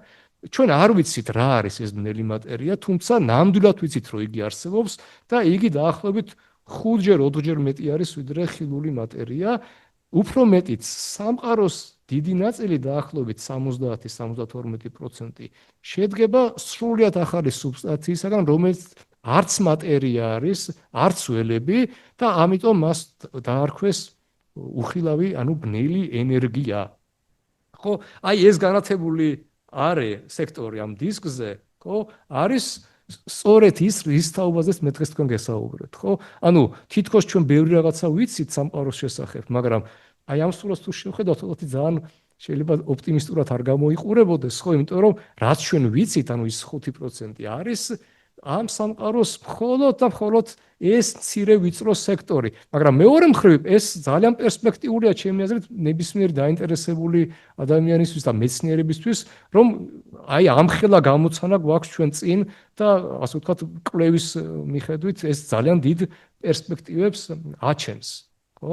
მეგობრებო, ეხლა რაც შეეხება ამ ბნელ ენერგიას, როგორც ირკვევა, ეს არის სრულიად ახალი სუბსტანცია, რომელიც არც მატერია არის, როგორც ირკვევა, არც ველები, ხო? და ეს არის თანამედროვე მეცნიერების ყველაზე დიდი მისტერია. ჩვენ ნამდვილად ვიცით, რომ არსებობს რაღაცა სუბსტანცია, რომელსაც უწოდებენ ბნელ ენერგიას, ხო? თუმცა თანამედროვე კვლევები და შედეგები არ გვაძლევს იმის საშუალებას, რომ გადაჭრით თქვათ, თუ რა არის ეს.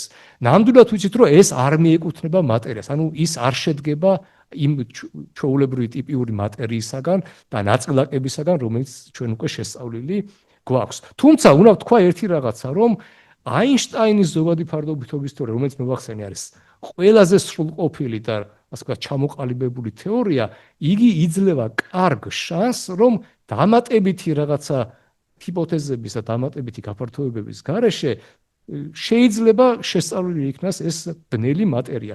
თუმცა გადაჭრით, ეს მიუთითებს იმაზე, რომ რაოდენ ჩამოყალიბებული და სრულყოფილი შეიძლება იყოს აინშტაინის თეორია. თუმცა ბევრი კითხვა აქ კიდევ არსებობს, ეს პასუხგაუცემელია, თუმცა მომავალში ალბათ ჩვენ სავარაუდოდ და იმედი გვაქვს, რომ გვეცოდინება აინშტაინის თეორია, აი ამ დიდ მისტერიასაც ახსნის, თუ კიდე დამატებითი ახალ ურთიერთქმედებასთან ან ახალ სუბსტანციასთან გვექნება საქმე, ხო? აი ამ ყველაფრის პასუხი რო გავცენ, ერთ-ერთი პერსპექტიული არის დიდი მაჩქარებლები, რომლებიც შეისწავლიან სამყაროს ზემცირე მანძილებებზე, იმიტომ რომ როგორც ჩვენ გამოცდილებამ გაჩვენა, ზემცირე მანძილებზე სამყაროს შესწავლა არის ის პერსპექტივა და ის გასაღები, რომ ჩვენ ახალი ნაწილაკები აღმოვაჩინოთ და იმ ახალი ნაწილაკების თვისებების შესწავლით ჩვენ ვივარაუდოთ არსებობს თუ არა ახალი ტიპის ურთიერთქმედები და პასუხი გავცეთ ყველა ამ კითხვას, რომელიც ჩვენ დღესდღეობით არ აგვაქვს. დიდი მადლობა ყურადღებისათვის. თუ რამე შეკითხვები იქნება, სიამოვნებით გაგცემდით პასუხს.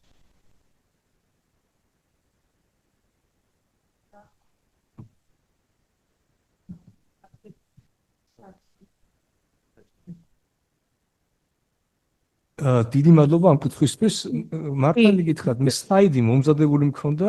კითხვა მინდა დავსვა. ჰიგსის ბოზონის ადგილი სად არის აი ამ სქემაში, რაც თქვენ წარმოგვიდგინეთ? კი ბატონო, ესე იგი, მე ვთქვი, რომ მატერია შედგება კვარკებისაგან, ლეპტონისაგან და აი ეს სლაიდი აკეთებს შეჯამებას ყველა ნაწილაკისა, მაგრამ აი აქ ყველა ნაწილაკი დალაგებული არის თავისი მასის მიხედვით. ანუ რაც ქვემოთ არის ნაწილაკი, უფრო ნაკლები არის მასა და რაც უფრო ზემოთ მივდივართ, ხო, უფრო მძიმე არის. აი მაგალითად, ფოტონები, რომელიც არის ელექტრომაგნიტიზმის გადამტანი, არის ყველაზე ქვემოთ, იმიტომ რომ ისინი არიან უმასო ნაწილაკები. აი ძლიერი ურთიერთქმედების გადამტანი ნაწილაკები, გლუონებიც უმასოთაა. აი მაგალითად, ელექტრონი, მისი მასა შედარებით დიდი არის, ზემოთ არის. ყველაზე მძიმე ნაწილაკი ამ მატერიას შორის არის ეგრეთ წოდებული ტოპ კვარკი, რომლის მასა არის ძალიან დიდი, მაგრამ აქ ისმის ერთი კითხვა, რა არის იმის მიზეზი და იმის საწყისი, რომ ზოგი ნაწილაკი არის უმასო, ხოლო ზოგი ნაწილაკი არის ძალიან მასიური. ხა ჩვენ ვიცით, რომ პრინციპულად მნიშვნელოვანია მაგალითად ელექტრომაგნიტიზმისთვის, რომ იგი შორს მანძილზე ვრცელდებოდეს, რომ იგი იყოს მისი გადამტანი ნაწილაკი იყოს უმასო ფოტონი, ხო? მაშინ, როდესაც ეს W და Z ნაწილაკები არის ძალიან მძიმე და სწორედ ეს არის იმის მიზეზი, რომ ეს ურთიერთქმედება ძალიან მოკლე მანძილზე ურთიერთქმედებს. ანუ შეკითხვა არის, რაში დასჭირდა ბუნებას, ანუ რატომ გადაწყვიტა ბუნებამ, უხეშად რო ვთქვათ, რომ ზოგი ნაწილაკი იყოს მასიური, ზოგი უმასო, ხო? აი ამ კითხვას პასუხს სცემს ნაწილაკთა ფიზიკის სტანდარტული მოდელი, რომელიც ჩამოაყალიბა ამ სამა ადამიანმა, თუმცა ბევრი ადამიანი მუშაობდა, ეს იყო გლეშოუ, სალამი და ვაინბერგი და ამ სტანდარტული მოდელის განუყოფელი ნაწილაკი არის ჰიგსის ბოზონი, ჰიგსის ნაწილაკი, რომლის გარეშეც შეუძლებელია აიხსნას ზოგი ნაწილაკის მასიურობა ან უმასობა, ხო? ანუ ამ თეორია, რომელიც არის ნაწილაკების ფიზიკის სტანდარტული მოდელი და წარმატებულად ხსნის მასის წარმოშობის საწყის, შეუძლებელია აიგოს ჰიგსის ნაწილაკის გარეშე. ჰიგსის ნაწილაკი თვითონ ჰიგსმა იწინასწარმეტყველა თავისი თეორიით, ხო? და ეს წინასწარმეტყველება არის იმდენად მნიშვნელოვანი, რამდენადაც პირველ რიგში თეორიულად მოგვცა სრულყოფილი თეორია და 2012 წელს დადასტურდა ამ ჰიგსის ნაწილაკის არსებობა, იმიტომ რომ იგი იქნა აღმოჩენილი პირდაპირ კოლაიდერზე, ხო? ანუ ჰიგსის ნაწილაკს აქვს ზირეული როლი აი ამ მასების წარმოშობაში და აი ამ ძალებისა და ნაწილაკების საწყისში. იმედი მაქვს ამიტომაც უწოდებენ მას God particle, ანუ ღმერთის ნაწილაკი. ანუ როდესაც ნაწილაკებზე და ველებზე ვლაპარაკობთ, ცხრილი იქნება სრულყოფილი თუ აი ამ ხანდახან უწოდებენ ექიმ ნაწილაკსაც, ამ ჯვარით არის მონიშნული, რომ იგი წამლობს, გადაწყვეტავს ზოგი ნაწილაკს უნდა ქონდეს რაღაცა მასა, ფოტონი უნდა იყოს უმასო, ანუ ელექტრომაგნიტიზმი უნდა იყოს შორსქმედითი, ეს W და Z ნაწილაკები უნდა იყოს ძალიან მძიმე, ანუ ახლოქმედითი და ასე შემდეგ, ხო?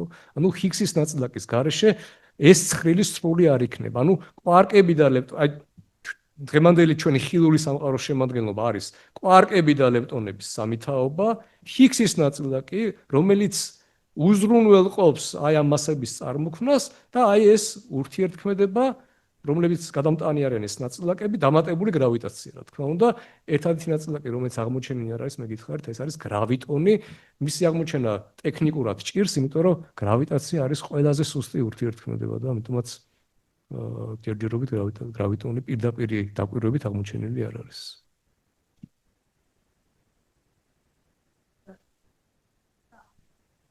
ანუ ეს როგორც ელემენტარული ეს დღევანდელი გაგებით, ანუ იმ მცირე მანძილებზე, რომელიც არის 10-19 სანტიმეტრი, ხო? ჩვენ უფრო მცირე მანძილებზე ჯერჯერობით არ გვაქვს შესაძლებლობა რომ ჩავიდეთ, ხო? ამიტომაც არის მნიშვნელოვანი და აუცილებელი ავაშენოთ ისეთი ამაჩქარებლები, რომლებიც საშუალებას მოგცეს ისეთი რეაქციები ჩავატაროთ, რომელიც შეაღწევენ იმ მცირე მანძილებზე და იმ რეაქციების შედეგები ჩვენ საშუალებას მოგცემთ ვიმსჯელოთ უფრო მცირე მანძილებზე. კიდევ არის რაღაცა ახალი ნაწილაკები და შემადგენლობა, თუ ამითი ამოიწურება ჩვენი სამყარო, ხო?